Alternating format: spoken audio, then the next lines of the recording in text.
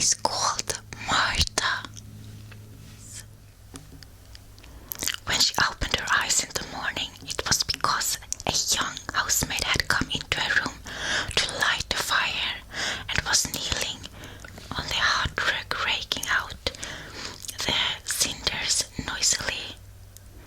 Mary lay and watched her for a few moments and then began to look about the room.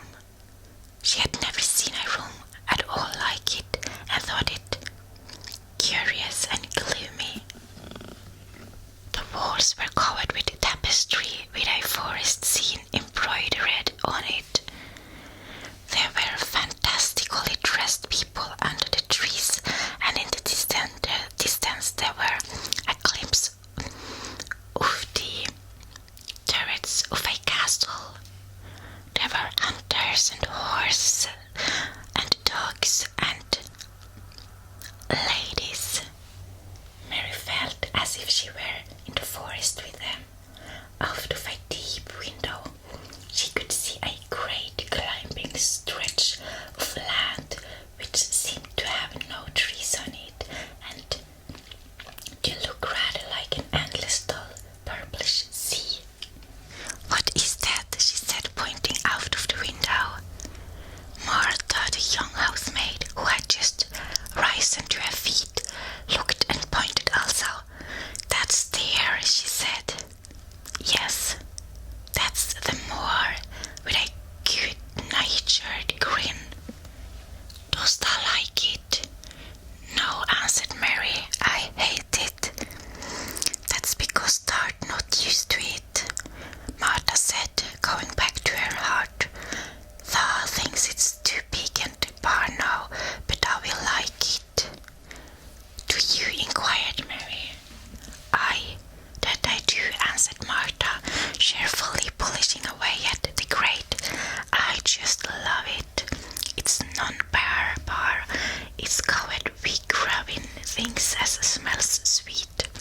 It's fair lovely in spring and summer, when the gorse and broom and heather's in flower. It smells of honey and there's such a lot of fresh air and the sky looks so high and the bees and skylarks make such a nice noise humming and singing. I wouldn't live away from the moor for anything." Mary listened to her with a grave, puzzled expression. The native servants she had been used to in India were not in the least like this. They were obsequious and servile and did not presume to talk to their master as if they were their equals. They made salams and called them protector of the poor and names of that sort. Indian servants were commanded to do things, not asked. It was not the custom to say please and thank you, and Mary had always slapped her ayah in the face when she was angry. She wondered a little what this girl would do if one slapped her in the face. She was a round, rosy, good-natured looking creature, but she had a sturdy way which made Mistress Mary wonder if she might not even slap back, if the person who slapped her was only a little girl. "You are a strange servant," she said from her pillows, rather huffily.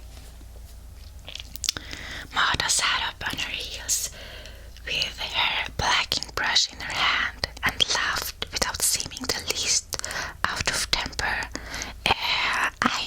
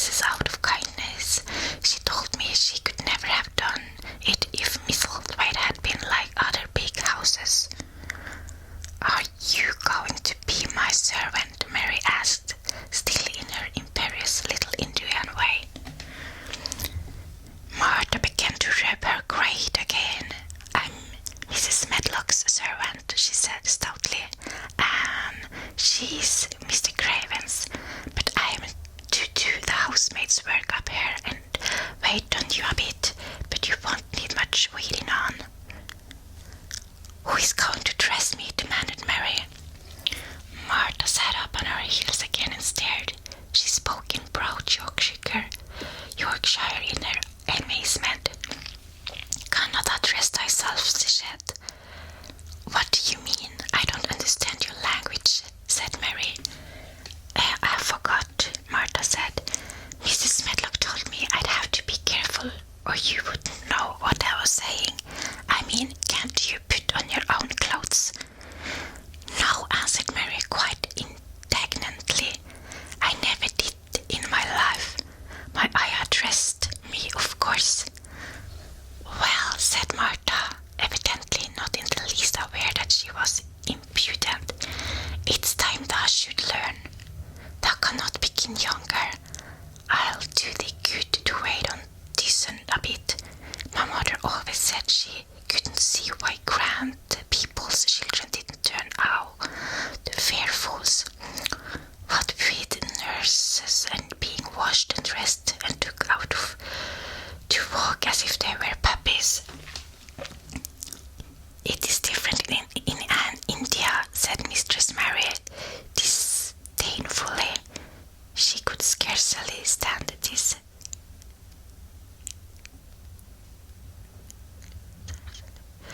But Martha was not at all crushed. I can see it's different, she answered almost sympathetically. I dare say it's because there's such a lot of blacks there instead of respectable white people. When I heard you was coming from India, I thought you was a black too. Mary sat up in bed furious. What? She said. What? You thought I was a native? You daughter of a pig. Martha stared and looked hot. What are you calling names? She said. You needn't be so vexed.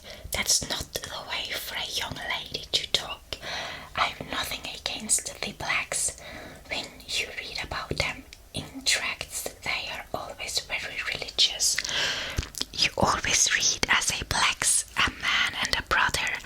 I have never seen a black, and I was fair pleased to think I was going to see one close.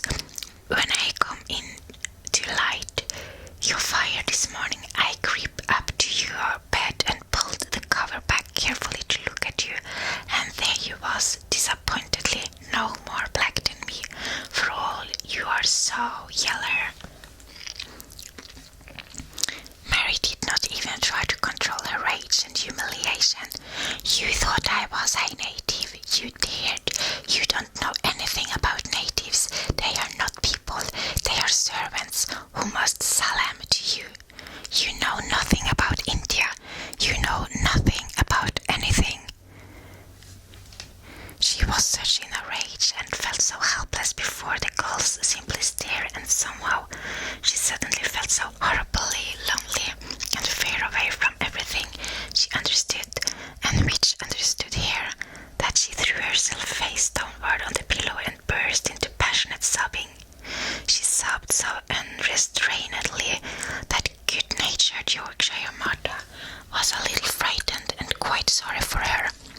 She went to the bed and bent over her. You mustn't cry like that there, she begged. You mustn't for sure. I didn't know you'd be vexed. I don't know anything about anything, just like you said. I beg your pardon, miss, to stop crying. There was something comforting and really friendly in her queer Yorkshire speech, and stirred away, which had a good effect on Mary. She gradually ceased crying and became quiet. Martha looked relieved. It is time for thee to get up now, she said. Mrs. Medlock said I was to carry the breakfast and tea and dinner into the room next to this. It's been made into a nursery for thee. I'll help thee on with thy clothes if that get out of bed. If the buttons are at the back, thou cannot button them up thyself. When Mary at least decided to get up, the clothes Martha took from the wardrobe were not the ones she had worn when she arrived the night before with Mrs. Medlock. Those are not mine, she said. Mine are black. She looked the thick white wool coat and dress over and added with cool approval. Those are nicer than mine. These are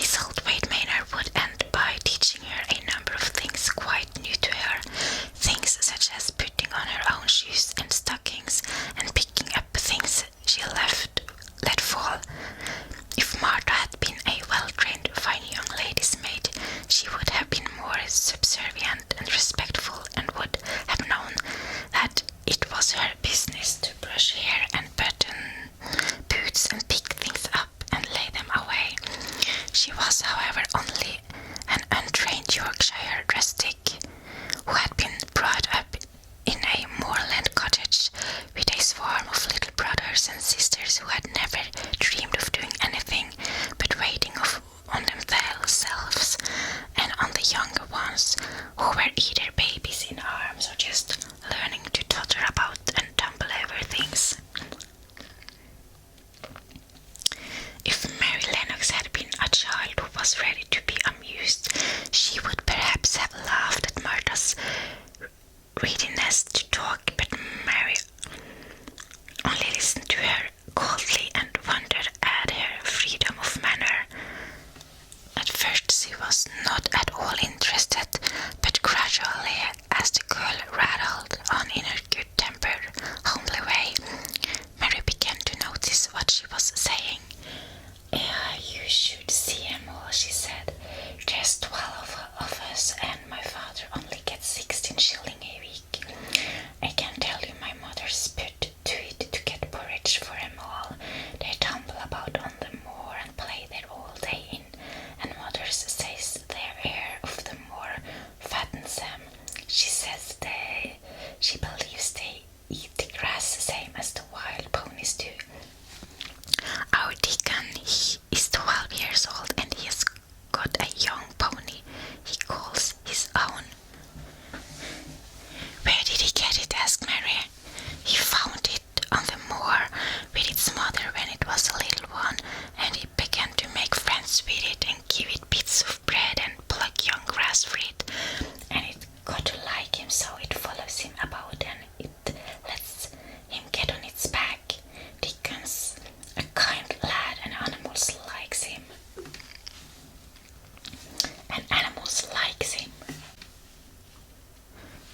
Mary had never possessed an animal pet of her own and had always thought she should like one, so she began to feel a slight interest in Dickon, and as she had never before been interested in anyone but herself, it was the dawning of a healthy sentiment. When she went into the room, which had been made into a nursery for her, she found that it was rather like the one she had slept in.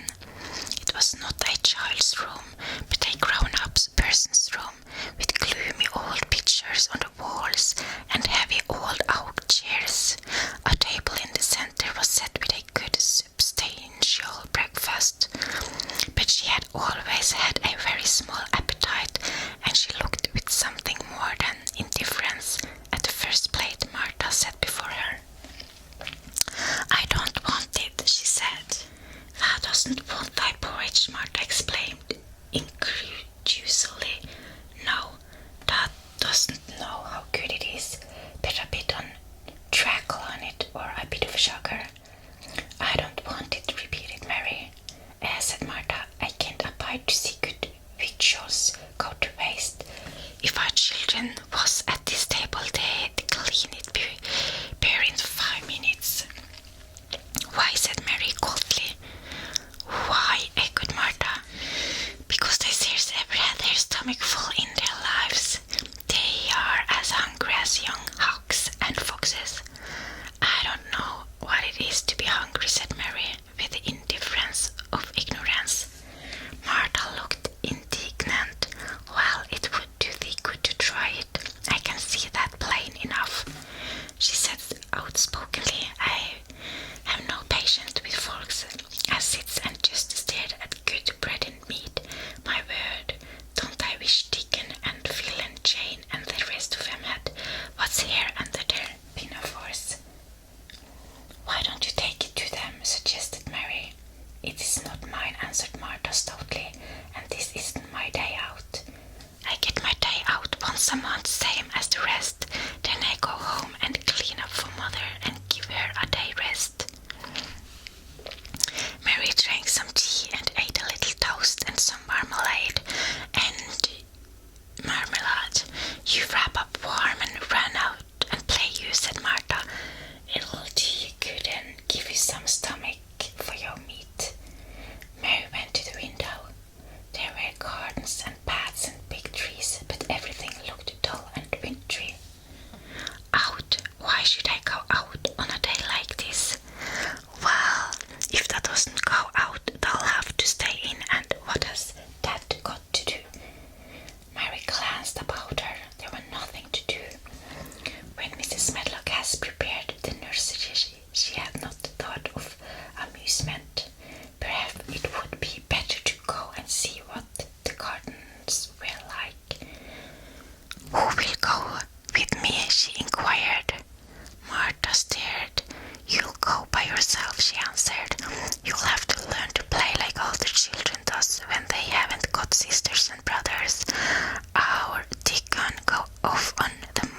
himself and plays for hours. That's how he made friends with the pony.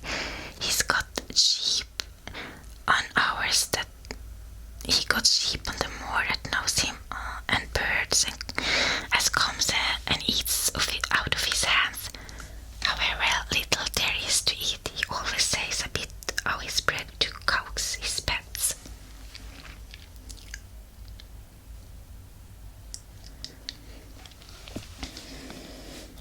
It was really this mention of Dickon which made Mary decide to go out, though she was not aware of it.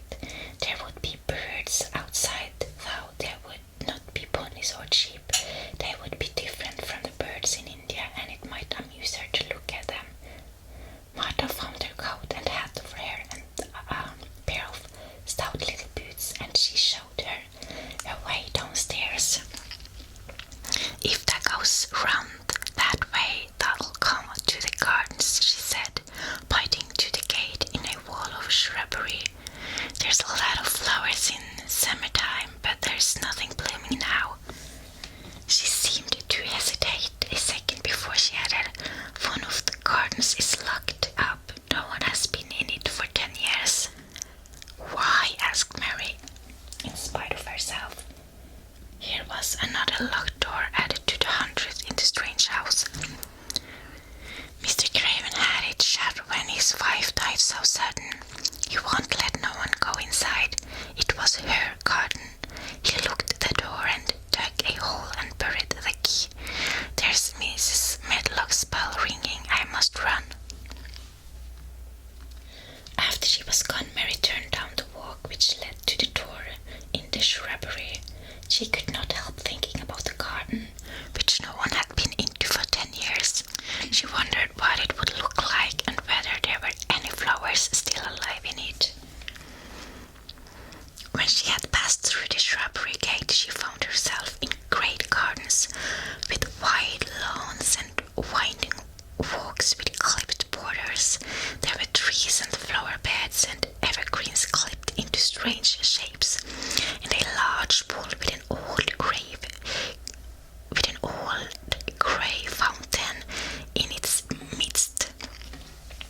But the flower beds were bare and wintry, and the fountain was not playing. This was not a garden which was shut up. How could a garden be shut up? You could always walk into a garden. She was just thinking this when she saw that at the end of the path she was following there seemed to be a long wall with ivy growing over it. She was not familiar enough with England to know that she was coming up on the kitchen garden where the vegetables and fruits were growing. She went toward the wall and found that there was a green door in the ivy and that it stood open. This was not a closed garden, evidently, and she could go into it.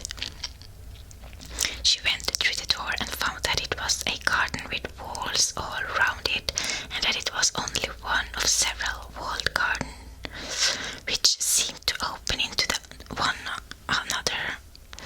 She saw another open green door, revealing bushes and pathways between beds containing winter vegetables. Fruit trees were trained flat against the wall, and over some of the beds there were glass frames. The place was bare and ugly enough, Mary thought as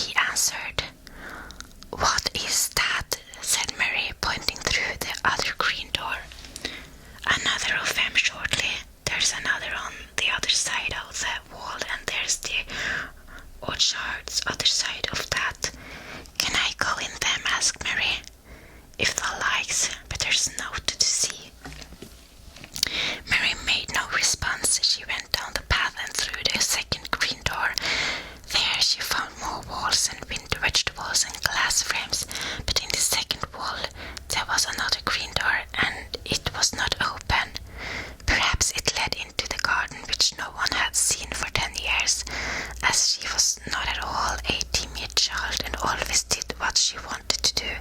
Mary went to the green door and turned the handle. She hoped the door would not open because she wanted to be sure she had found the mysterious garden, but it did open quite easily, and she walked through it and found herself in an orchard.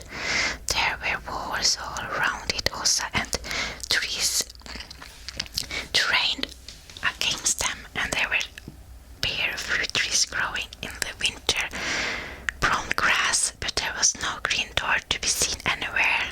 Mary looked for it, and yet when she had entered the upper end of the garden, she had noticed that the wall did not seem to end with the orchard, but to extend beyond it as if it enclosed a place at the other side. She could see the tops of trees above the wall, and when she stood still, she saw a bird with a bright red breast sitting on the topmost branch of one of them, and suddenly he burst into his winter song, almost as if he had caught sight of her and was calling to her. She stopped and listened to him, and somehow his cheerful, friendly little whistle gave her a pleased feeling. Even a disagreeable little girl may be lonely, and the big closed house and big bar moor and big bar gardens had made this one feel as if there was no one left in the world but herself. If she had been an affectionate child who had been used to being loved, she would have broken her heart, but even though she was Mistress Mary, quite contrary, she was desolate, and the bright breasted little bird brought a look into her sour little face, which was almost a smile. She listened to him until he flew away. He was not like an Indian bird, and she liked him and wondered if she could ever see him again. Perhaps he lived in the mysterious garden and knew all about it. Perhaps it was because she had nothing whatever to do that she thought so much of the deserted garden. She was curious about it and wanted to see what it was like. Why had Mr. Archibald Craven buried the key? If he had liked his wife so much, why did he hate her garden?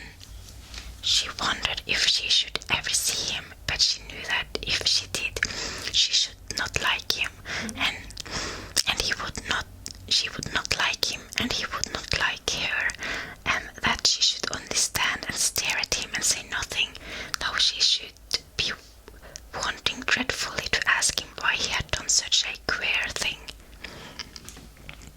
People never like me, and I never like people, she thought, and never can talk as the Crawford children could. They were always talking and laughing and making noises. She thought of the robin and of the way he seemed to sing his song at her, and as they remembered the treetop he perched on, she stopped rather suddenly on the path. I believe that tree was in the secret garden. I feel sure it was, she said. There was a wall around the place and there was no door. She walked back into the first kitchen garden she had entered and found the old man digging there. She went and stood beside him and watched him a few moments in their cold little way. He took no notice of her, and so at last she spoke to him. I have been into the other gardens, she said. There were nothing to prevent thee, he answered crustily. I went into the orchard. There was no dog at the door to bite thee, he answered. There was no door there into the other garden, said Mary. What garden? He said in a rough voice, stopping his digging for a moment. The one on the other side of the wall, answered Mistress Mary. There are trees there. I saw the top of them. A bird with a red breast was sitting on one of them, and he sang. To her surprised, surely old weather-beaten face actually changed in its expression. A slow smile spread over it, and the gardener looked quite different. It made her think that it was curious how much nicer a person looked when he smiled. She had not thought of it before. He turned about to the orchard side of his garden and began to whistle, a low, soft whistle. She could not understand how such a surly man could make such a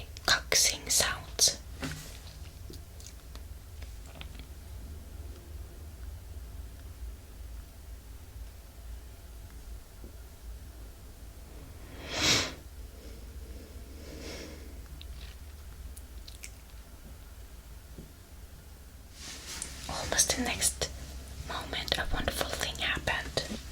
She heard a soft little rushing flight through the air, and it was the bird with the red breast flying to them, and he actually alighted on the big cloud of earth quite near to the garden's foot. "Here he is," chuckled the old man, and then he spoke to the bird as if he were speaking to a child. "Where hast thou been, thou cheeky little beggar?" he said. "I have not seen thee before today. Hast thou begun thy curtain this early in the season? Thou art too forehead." The bird put his tiny head on one side and looked up at him with his soft bright eye, which was like a black dewdrop. He seemed quite familiar and not the least afraid. He stopped. He hopped about and pecked the earth briskly, looking for seeds and insects. It actually gave Mary a queer feeling in her heart, because he was so pretty and cheerful and seemed so like a person. He had a tiny plump body and a delicate beak and slender, delicate legs. "Will he always come when you call him?" she asked, almost in a whisper. "Aye, that he will. I knowed him ever since he was a fledgling.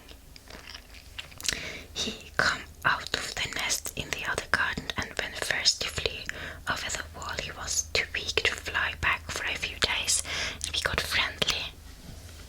When he went over the wall again, the rest of the brood was gone, and he was lonely, and he came back to me." "What kind of a bird is he?" Mary asked. "Doesn't thou know? He is a robin redbreast, and they are the friendliest, curious birds alive. They are almost as friendly as dogs, if you know how to get one with them. Watch him pecking about there and looking round at us now and again. He knows we are talking about him." It was the queerest thing in the world to see the old fellow. He looked at the plump little scarlet waistcoated bird as if we were both proud and fond of him. "He's a conceited one," he chuckled. "He likes to hear folk talk about him, and curious, bless me. There never was his like for curiosity and meddling. He is always coming to see what I am planting. He knows all the things Mr. Craven never troubles himself to find out. He is the head gardener, he is." The robin hopped about, busily pecking the soil, and now and then stopped and looked at them a little. Mary thought his black dewdrop eyes gazed at her with great curiosity. It really seemed as if he were finding out all about her. The queer feeling in her heart increased. "Where did the rest of the brood fly to?" she asked. "There's no knowing. The old ones turn them out of the nest and make them fly, and they're scattered before you know it. This one was a knowing one, and he knew he was lonely." Mistress Mary went a step nearer to the robin and looked at him very hard. "I am lonely," she said. She had not known before that this was one of the things which made her feel sour and cross. She seemed to find it out when the robin looked at her, and she looked at the robin. The old gardener pushed his cap back on his bald head and stared at her a minute. "Art thou the little wench from India?" he asked. Mary nodded. "Then no wonder thou'rt lonely. Thou'll be lonely before that's done," he said. He began to dig again, driving his spade deep into the rich black garden soil, while the robin hopped about very busily employed. "What is your name?" Mary inquired. He stood up to answer her. "Ben Weatherstaff," he answered, and then he added with a surly chuckle, "I am lonely myself, except when he is with me," and he jerked his thumb toward the robin. "He is the only friend I got." "I have no friends at all," said Mary. "I never had. My ayah didn't like me, and I never played with anyone." It is a Yorkshire habit to say what you think with blunt frankness, and all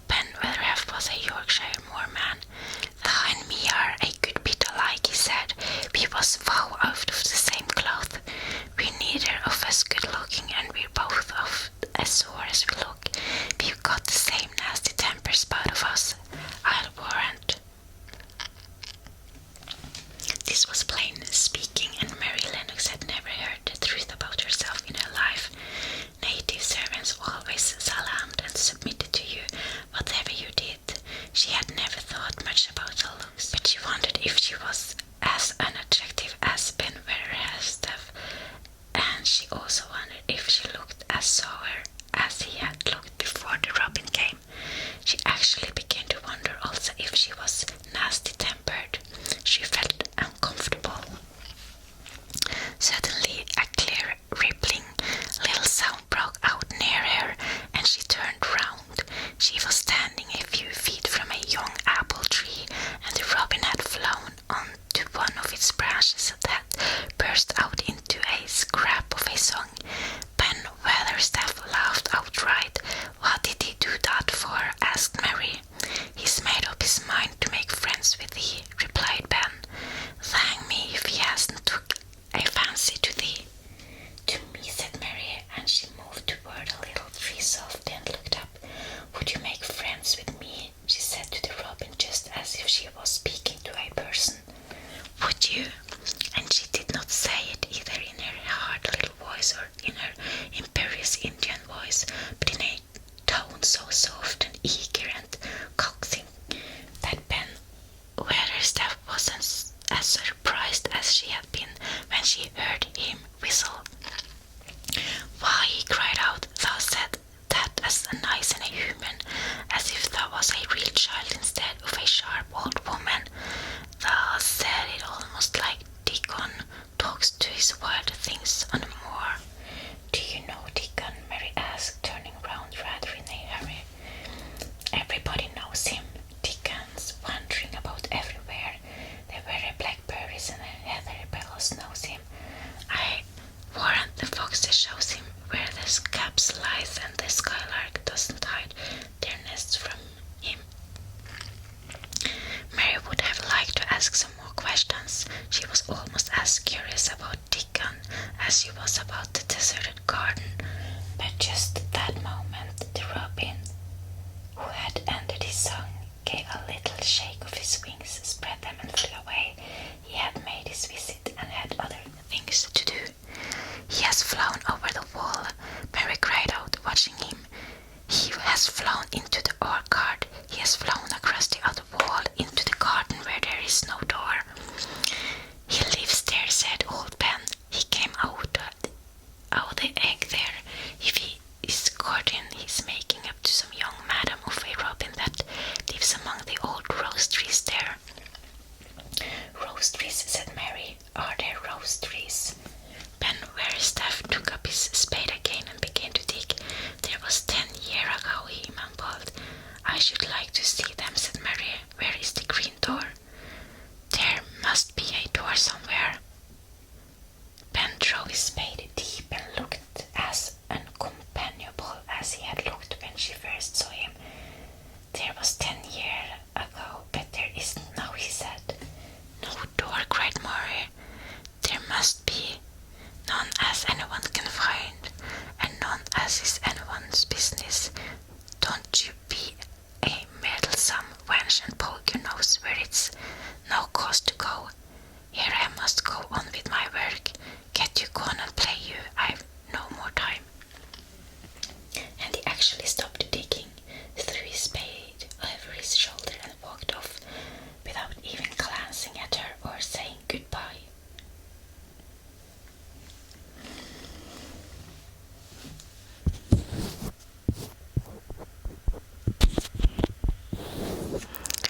So this was chapter